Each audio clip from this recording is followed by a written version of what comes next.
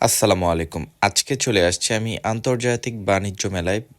ঢাকা ৩০০ ফিটে এই বাণিজ্য মেলাটি অবস্থান করছে। আপনারা কে কে আসছেন আমাদের এই আন্তর্জাতিক বাণিজ্য মেলায়?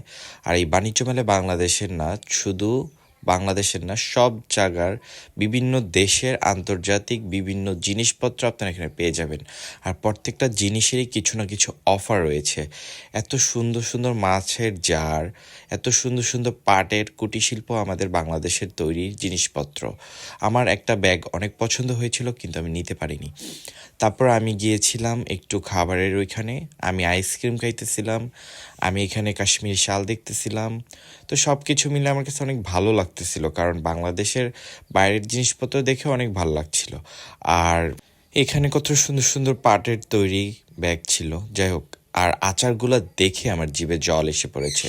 আচারগুলা খুবই লোভনীয় ছিল।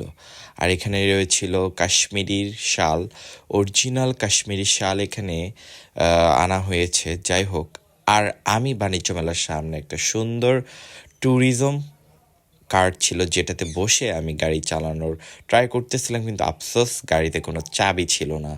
আর আমি বসে বসে এখানে রেস্ট নিচ্ছি, প্লাস একটু দুষ্টামি করতেছি, এবং আমার কাজিন আমার ভিডিও করে দিচ্ছে।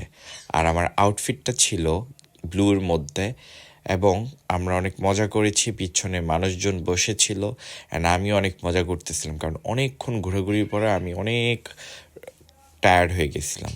আর এইসব কারগুলা হলো আগের দিনের রানী বা রাজা বাদশাহরা ইউজ করতো।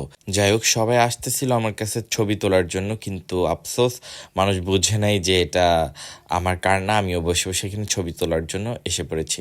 যাই হোক, আমাদের বাণিজ্য মেলা শেষ, আর আমি রাত্রে একটা মজার একটা আচারের চা খেতে গেছিলাম। আল্লাহ হাফেজ।